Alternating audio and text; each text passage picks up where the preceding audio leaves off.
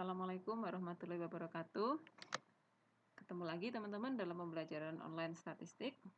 Apa kabar semuanya? Mudah-mudahan dalam keadaan sehat selalu. Hari ini kita akan belajar tentang pengukuran dispersi. Oke, kita langsung masuk ke materinya ya. Pengukuran dispersi. Ada hal-hal yang harus kita pahami terlebih dahulu. Dispersi ini digunakan untuk melengkapi perhitungan nilai sentral yang pekan lalu kita pelajari. Kemudian, besarnya penyimpangan suatu nilai dari sentralnya. Jadi intinya dispersi itu kita menghitung penyimpangan dari suatu nilai dari sentralnya. Kemudian, pengukuran dispersi merupakan salah satu aspek penting dalam studi deskriptif suatu data. Suatu kelompok data mungkin memiliki rata-rata yang sama, tapi berbeda dari variabilitasnya. Untuk itu kenapa pengukuran dispersi perlu dilakukan. Nah, agar lebih mudah, kita langsung melihat data. Ini perhatikan ya teman-teman. Data A dan data B ini kan berlainan ya. Dia mulai 52, 56, 60, 64, 68. Oke. Data B 40, 50, 60, 70, 80. Data A dan data B kan berbeda nih. Dia yang paling kecil 52 untuk data A. Data B-nya paling kecil 40. Sedangkan data A paling besar 68, data B paling besar 80. Hanya saja kalau kita hanya melihat rata-rata, maka rata-rata keduanya ini sama, 60. Tapi ternyata variannya ini kan berbeda-beda ya. Nah, untuk itu kita perlu mengukur dispersi untuk mengetahui penyimpangan terhadap nilai sentralnya. Oke. Oke, bisa dipahami ya teman-teman. Nah, selanjutnya ada dua macam pengukuran dispersi, yaitu pengukuran dispersi absolut dan pengukuran dispersi relatif. Pengukuran dispersi absolut digunakan untuk mengetahui tingkat variabilitas nilai-nilai observasi pada suatu data. Sedangkan pengukuran dispersi relatif digunakan jika kita ingin membandingkan variabilitas nilai-nilai observasi suatu data dengan tingkat variabilitas nilai-nilai observasi data lainnya. Jadi lebih dari satu yang akan kita bandingkan. Oke, kita kembali lagi ke yang pertama yaitu metode pengukuran dispersi absolut. Ada dua, yaitu dengan range dan deviasi standar. Range ini pernah kita pelajari. Range itu adalah selisih nilai tertinggi dan terendah pada suatu data. Kemudian, merupakan cara pengukuran dispersi yang paling sederhana, karena dia melibatkan nilai yang terendah dan nilai yang tertinggi. Hanya saja kelemahannya, jika ada nilai ekstrim, range akan memberikan nilai variabilitas yang kurang tepat. Seperti apa maksudnya? Nah, ini. Contoh pengukuran range. Data A, kalau kita menghitung range-nya, ya udah tinggal 52 dan 68. Kita selisihkan. Itu untuk mengetahui range. Range-nya ketemu dengan 16. Nah, perhatikan pada data B. Di sini saya menaruh nilai ekstrim. Nilai ekstrim itu nilai yang sangat tinggi sekali atau sangat kecil sekali. Intinya itu sangat berbeda dari nilai yang lain. Perhatikan range-nya pada nilai B ini. Jika terendah 52 dan tertinggi 1052, maka data B menyebutkan range-nya itu 1000. Nah, artinya kelemahan ini maksud dari kelemahan yang tadi disampaikan. Jika ada nilai ekstrim,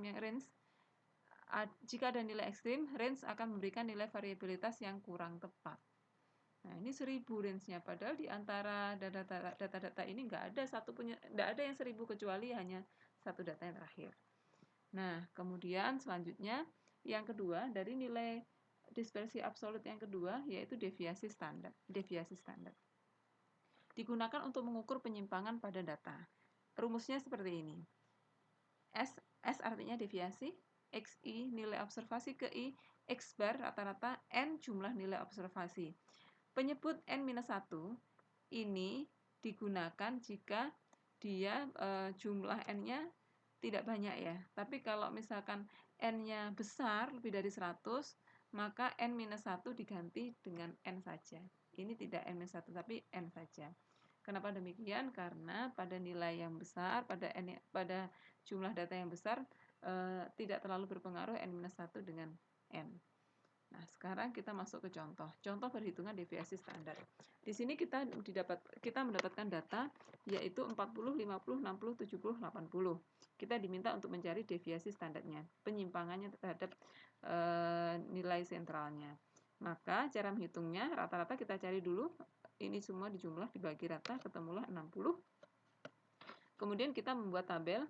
XI itu adalah data ke I, 40. I-nya 1, ini I2, I3, I4, I5. Maka kita masukkan 40, 50, 60, 70, dan 80.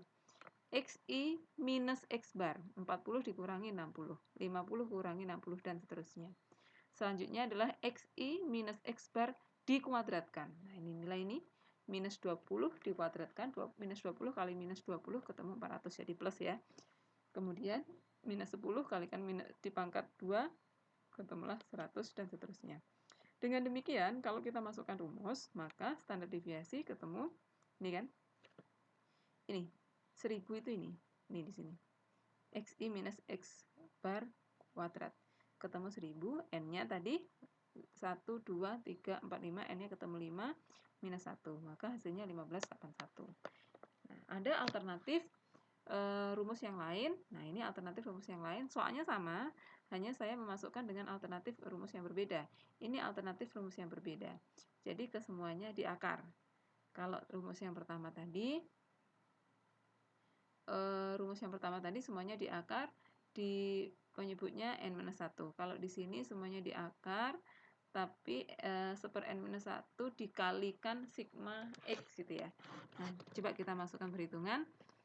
XI tetap seperti tadi, kita pindah ya. X1, X2, X3, X4, X5, XI kuadrat, berarti ini X1 kuadrat 40 kali 40, dan seterusnya. Ini standar deviasinya kita masukkan rumus 1 dibagi 5 per 1 sigma jumlah X ya. Jumlah X kuadrat. Ini jumlah X kuadrat 19.000. Nah, jumlah X 19.000, kemudian ini sigma I, ini 300, ini kita jumlahkan, ini 300 dibagi N-nya 5, dikuadratkan, maka ketemu 1581. Hasilnya kurang lebih, hasilnya sama ya, dengan alternatif rumus yang berbeda. Oke, nah selanjutnya teman-teman, ini tadi termasuk dari dispersi yang absolut. Sekarang kita masuk yang kedua, yaitu dispersi relatif. Yang terakhir, dispersi relatif. Dispersi relatif, ingat tadi ada keywords-nya adalah di saat kita akan membandingkan dua kelompok data atau lebih dari satu data, maka kita harus menggunakan dispersi relatif karena ada yang kita pertimbangkan, yaitu koefisien variasinya. Rumus koefisien variasi, V itu koefisien variasi, S standar deviasi, per X bar itu rata-rata kali 100%. Contoh, data A, rata-ratanya 60, standar deviasinya 6,3. Misalkan ini sudah langsung ketahuan ya. Ini sudah enak soalnya langsung dikasih tahu standar deviasinya sekian. Kalau belum diketahui, jadi teman-teman harus mengerjakan pakai rumus standar deviasi. Data B, rata-rata 60, standar deviasi 15,8.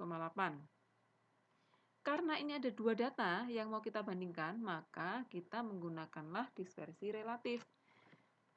Kita cek rata-rata sama, tetapi standar deviasinya berbeda. Maka dapat dipastikan bahwa B lebih bervariasi karena standar deviasinya lebih tinggi. Coba kita buktikan. VA, ini rumusnya standar deviasi dibagi rata-rata kali 100%. 6,3 dibagi 60 kali 100% ketemu 10,5. VB, standar deviasinya 15,8 dibagi rata-rata 60, X barnya 60 dikalikan 100%, ketemulah 16,6%. Dengan demikian VB lebih besar daripada VA, maka B lebih bervariasi. Oke, bisa dipahami teman-teman? Ini selanjutnya. Ini selanjutnya, misalkan dispersi relatif ini juga bisa kita gunakan untuk kita menghitung suatu, misalkan kita sudah membandingkan dua kesempatan investasi gitu ya. Kita ingin mengetahui mana investasi yang lebih tidak berisiko sehingga kita bisa mengambil. Nah, itu kita bisa menggunakan rumus dispersi relatif. Nah, ini satu contohnya seperti ini. Misalkan Anton memiliki uang 100 juta. Dia sedang kebingungan untuk memilih salah satu dari alternatif paket dengan biaya yang sama dan proyeksi keuntungan sebagai berikut. Ini ada paket A, paket B. Semuanya sama-sama butuh modal 100 juta. Proyeksi keuntungannya sama-sama 12 juta. Nah, bingung nih Anton pilih yang mana ya yang lebih menjanjikan untuk saya ambil paketnya gitu. Maka cara menganalisa kedua alternatif tersebut, kita melalui 3 tahapan. Tahapan yang pertama adalah cari rata-ratanya terlebih dahulu. X bar-nya, XA-nya berapa, XB berapa. Ini misalkan sudah dihitung dan ketemu XA-nya 3, XB-nya 3. Dari mana? Ini kan kita dijumlahkan, dijumlah dan dibagi 4. 12 bagi 4 ketemu 3 juta. Itu ya, X bar. Jangan lupa cara menghitungnya dijumlah dan dibagi N-nya. Kemudian langkah yang kedua adalah kita cari standar deviasi SA dan SB. Misalkan sudah dijawab, SA itu 2,45 dan SB-nya 0,82. Nah, kalau bingung bagaimana cara menghitung standar deviasi, cek lagi halaman slide sebelumnya. Kemudian langkah yang terakhir adalah cari variabilitas keuntungan VA dan VB. Misalkan ini sudah dijawab, rumusnya tadi ya, S per X bar dikalikan 100% untuk mencari variabilitas. Nah, ini ketemu misalkan VA 81,66, VB 27,33%. Dengan demikian, variabilitas keuntungan paket A lebih tinggi dari variabilitas keuntungan B. Karena VA ini 81 lebih besar daripada VB 27. Karena rata-rata keuntungan A sama dengan B, namun tingkat variabilitas keuntungan atau resiko, variabilitasnya tuh bermacam-macam gitu ya, B lebih rendah, maka sebaiknya Anton memilih paket B. Risikonya tidak banyak. Ya, gitu kira-kira teman-teman. Jadi nanti kalau misalkan teman-teman ingin membuka usaha, hitung dulu. Seperti ini, salah satu cara menghitung yang gampang. Oke, demikian tentang dispersi, pembelajaran dispersi. Berikutnya ada latihan. Ini ada latihan 1. Ingat cirinya itu pasti ada lebih dari satu data. Nah, kalau seperti ini sudah pasti dicari dengan menggunakan dispersi relatif. Ini jawaban silahkan diupload di learning pada tempat yang telah disediakan. Dan latihan yang kedua, nah ini saya mengajak teman-teman untuk berpikir bagaimana kita menginvestasikan uang kita pada suatu usaha popcorn atau bakso. Nah, ini kita punya modal 5 juta, sama-sama pakai modal 5 juta baik popcorn ataupun bakso. Proyeksi keuntungannya juga sama. Nah, kita disuruh menentukan mana ya yang paling sesuai, yang paling berisiko rendah nih agar kita bisa mengambil peluang usaha yang lebih bagus. Nah, cuman di sini setiap mahasiswa berbeda angka yang dikerjakan. Ketentuannya adalah tambahkan angka NIM Anda paling belakang pada semua proyeksi keuntungan. Misalkan NIM-nya adalah XXX2, maka proyeksi keuntungan 1,5 ini menjadi 1,7. Kalau 2 juta menjadi 2,2 gitu ya. Karena ditambah 2 ini tadi, NIM-nya 2. Kalau 3,5 menjadi 3,7. Ini 1 juta menjadi 1,2 juta dan seterusnya gitu ya, teman-teman. Oke, silahkan di-upload di learning, saya tunggu jawabannya. Mudah-mudahan teman-teman tidak ada kesulitan. Demikian saya akhiri pertemuan kali ini. Sampai ketemu lagi di pertemuan mendatang. Terima kasih. Wassalamualaikum warahmatullahi wabarakatuh.